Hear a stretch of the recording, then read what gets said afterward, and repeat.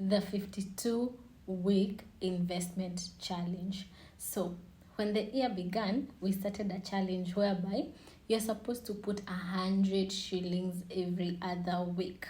So that means the first week of the year, you are supposed to put 100 shillings, the second week, 200 shillings, the third week, 300 shillings, as we go.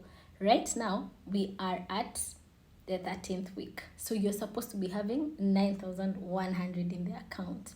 The reason why I'm doing this is because the first quarter of the year is gone. So I want to know mmefikisha wapi.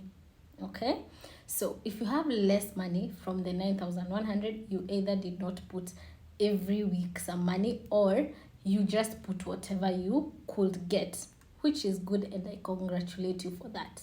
If you have more money than that, I also congratulate you, because it means you're working towards your goal and you started something.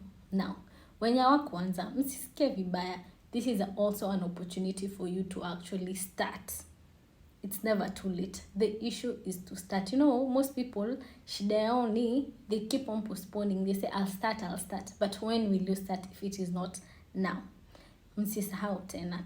We said you have to put this money in a place or in an investment account whereby it earns you money, compound interest. Every day you're making more money. Make sure you also go back and see the first video I made so that you can also get the insights about it. You can get it on my YouTube channel. So go check it out, start. If you have inquiries, reach out and we can be able to start.